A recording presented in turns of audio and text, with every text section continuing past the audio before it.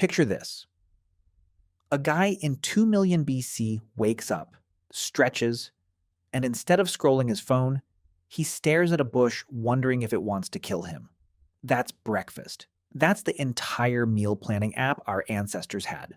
No fridge, no delivery, no what should I eat today indecision spiral.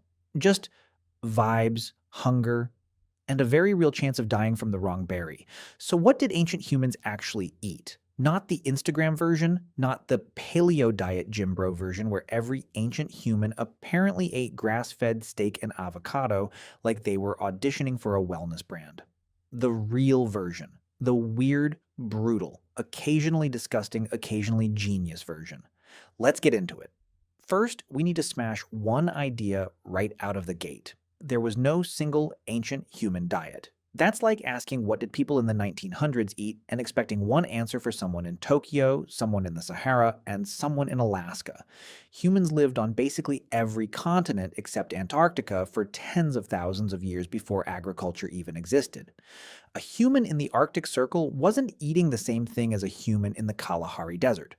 One of them was eating almost pure animal fat and meat for survival. The other was eating roots, tubers, nuts, and the occasional lizard that didn't run fast enough. So when people say humans evolved to eat X, it's almost always a lie of convenience. Humans evolved to eat whatever didn't kill them and was locally available. That's it. That's the diet. Evolution doesn't care about your macros. Evolution cares about you not dying before you reproduce. Now here's where it gets interesting because scientists actually have ways of figuring out what ancient humans ate. And it's not just guessing based on vibes. It comes down to teeth, bones, poop, and chemistry. Yes, poop. We're doing this. Buckle up. Let's start with teeth, because teeth are basically a diary that never lies. Every time you eat something, tiny scratches and pits form on your tooth enamel depending on what you're chewing. Gritty root vegetables leave different marks than soft fruit. Tough meat leaves different marks than nuts. Researchers look at these microscopic scratches under a microscope, almost like reading tree rings. Except instead of "this was a wet year," it says "this guy ate a lot of tubers," or "this guy mostly ate meat. Poor thing never had a salad in his life." Then there's isotope analysis, which sounds like something out of a spy movie, but is actually just chemistry being sneaky. Different foods leave different chemical signatures in your bones, specifically in the ratios of carbon and nitrogen isotopes. Plants that use different types of photosynthesis leave different carbon signatures. Meat eaters have different nitrogen signatures than plant eaters because nitrogen levels increase as you go up the food chain. So if you eat a lot of meat, especially meat from animals that ate meat, your bones basically start screaming, "This guy was an apex predator in chemical form." This is how we know that some ancient humans, specifically certain Neanderthal populations, were eating diets almost as meat-heavy as wolves, not occasionally had a burger.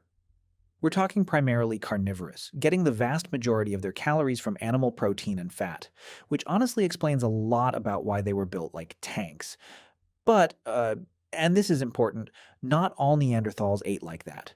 Some Neanderthal populations in coastal areas were eating shellfish, fish, seals, even cooking plants. There's evidence of Neanderthals eating cooked, starchy plants, found stuck literally in the tartar on their teeth. Fossilized plaque. Ancient humans and their close cousins had bad dental hygiene, and somehow that's a gift to modern science. So already we're breaking the myth. Ancient humans were not a monolith eating one natural diet. They were opportunists, ruthless, adaptable, occasionally cannibalistic opportunists. We'll get to that cannibalism thing, don't worry. We always get to the cannibalism thing. Let's talk meat, because meat gets glamorized a lot in these conversations, like ancient humans were just casually strolling up to mammoths for a snack. In reality, hunting large animals with basically no technology was insanely dangerous and often unsuccessful. Studies of modern hunter-gatherer societies, who obviously aren't identical to ancient humans but give us useful comparisons, show that big game hunting fails way more often than it succeeds. We're talking success rates sometimes under 25%. Imagine going to the grocery store, and 3 out of every 4 times you leave with nothing, and one of those times, a lion also tries to eat you on the way out. Because of this, meat from successful big hunts wasn't a daily thing for most of human history. It was often a feast event. When a group successfully took down something huge, they gorged. Like, absurdly gorged because there was no refrigeration and meat spoils fast, especially in warm climates. So you eat as much as physically possible, share generously with the group because reciprocity kept everyone alive long term, and then you go back to eating plants, insects, and smaller catches until the next big kill. Speaking of insects, let's address the elephant in the room, or more accurately, the bug in the room. Ancient humans, and frankly humans throughout almost all of history until very recently, ate insects. A lot. Not as a dare, not as a survival gimmick on a reality show, as a completely normal, calorie-dense, protein-rich food source that was abundant and didn't require you to risk your life against a bison. Grubs, larvae, grasshoppers, termites, ants, all on the menu. In fact, some anthropologists argue insects may have been a more reliable and significant protein source for early humans than large game, specifically because insects don't fight back and don't require elaborate hunting strategies. You just need to know where to look. Which, given that our ancestors survived off this knowledge, apparently they did. And honestly, when you think about it, modern humans eating shrimp and lobster, which are essentially just underwater insects with better PR, were not that far removed. We just needed marketing to convince us that ocean bugs are fancy and land bugs are gross.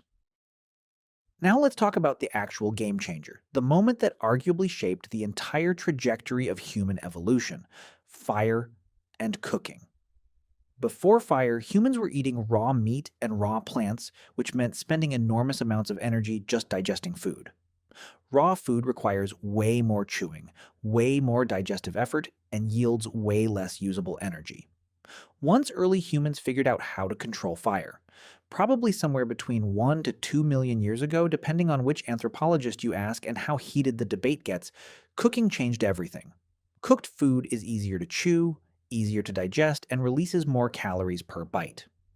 Some researchers, most notably Richard Wrangham, have proposed that cooking was essential to the evolution of bigger human brains, because it freed up energy that would otherwise be spent on digestion and rerouted it toward growing an organ that, several 100,000 years later, would be used primarily to argue about diets on the internet. Cooking also made previously inedible or dangerous foods edible. Certain tubers and roots are toxic or nearly indigestible raw, but become perfectly fine once cooked. This massively expanded the menu. Suddenly, you're not just limited to soft fruits and whatever animal you manage to catch. You've got starchy roots, tough plant fibers broken down by heat, and meat that doesn't require you to gnaw at it like a starving dog for 20 minutes. Now, marrow deserves its own spotlight because it's one of the most underrated MVPs of ancient human nutrition. When early humans, particularly Homo erectus, weren't fast enough or strong enough to compete with lions and hyenas for fresh kills, they became scavengers. But here's the clever part. After the big predators had their fill and left the carcass, and after even the scavenging birds picked at what was left, there was still one thing left behind that almost nothing else could access: bone marrow. Cracking open bones for marrow required tools, intelligence, and patience. Three things early humans had in surprising abundance. Marrow is an incredibly calorie-dense, fat-rich food, and getting access to it essentially meant humans found a nutritional goldmine that other predators were too impatient or under-equipped to exploit. So, in a sense, one of humanity's earliest competitive advantages wasn't hunting better than lions. It was being smart enough to eat the parts lions couldn't be bothered to crack open. A very fitting origin story, honestly. Now let's get into plants because plants absolutely do not get enough credit in this conversation. For most ancient human populations, especially outside of extreme environments like the Arctic, plant foods made up the majority of caloric intake, not meat. Roots, tubers, seeds, nuts, fruits, leafy greens, all of it mattered enormously. Tubers in particular are fascinating because some researchers argue they may have been crucial to human evolution in Africa, providing a reliable, calorie-dense food source that didn't disappear seasonally the way fruit does. Digging sticks, essentially sharpened wooden tools, may have been some of the earliest and most important tools humans ever used, not for hunting, but for digging up starchy roots buried underground where competitors couldn't easily get to them. Nuts were another huge caloric source, especially in regions where they were abundant seasonally. Ancient humans would gather and store nuts, and evidence shows nut cracking tools going back well over 400,000 years. Basically, ancient humans were out here doing squirrel behavior long before squirrels made it culturally iconic. Seeds and early grains also entered the picture much earlier than most people assume. There's evidence of humans processing wild grains into something resembling flour tens of thousands of years before the agricultural revolution. A site in the Middle East shows evidence of what's essentially ancient flatbread being made from wild grains over 14,000 years ago, before farming even existed. So bread technically predates farming. Let that sink in. Humans wanted bread so badly they figured out flatbread before they figured out planting the wheat on purpose. Now, honey. Let's talk about honey because ancient humans absolutely lost their minds over honey. And honestly, fair. Honey is one of the few naturally occurring foods that's essentially pure concentrated sugar. And for a species that evolved without access to refined sugar, stumbling onto a hive was basically hitting the ancient jackpot. Some hunter-gatherer societies studied by anthropologists get a shockingly large percentage of their caloric intake from honey during certain seasons, sometimes rivaling or exceeding meat. And obviously, getting that honey meant fighting through a swarm of extremely angry bees, which tells you everything you need to know about how much ancient humans wanted sugar. Some things never change. Now here's a fun and slightly unsettling one. Fermentation and early alcohol. There's growing evidence that humans may have been consuming fermented fruit, and by extension, small amounts of natural alcohol, for an extremely long time, possibly even before we were fully human in the modern sense. There's actually a genetic mutation in the human lineage, appearing roughly 10 million years ago in our ancestors, that dramatically improved the ability to metabolize ethanol. This mutation appears right around the time our ancestors started spending more time on the ground rather than exclusively in trees, likely encountering more fallen, fermenting fruit. So, in a very real sense, our bodies adapted specifically to handle alcohol before we were even human. Evolution basically prepped us for the bar scene millions of years in advance. Now let's address the elephant that isn't in the room because we ate it: cannibalism. Yes, it happened. No, it wasn't universal or constant, but archaeological evidence clearly shows that some ancient human and hominin populations practiced cannibalism, sometimes for ritual reasons, sometimes purely for survival during extreme famine, and in at least some documented cases among certain hominins, potentially as a competitive strategy against rival groups. Cut marks on ancient bones consistent with butchery, found on bones from our own species and relatives, tell a story that's uncomfortable but undeniable. Survival doesn't care about taboos. When the alternative is starvation, humans throughout history have made choices that modern comfortable life makes easy to judge from a distance. Let's lighten the mood slightly and talk about seasonal eating, because ancient humans didn't have year-round access to the same foods, obviously.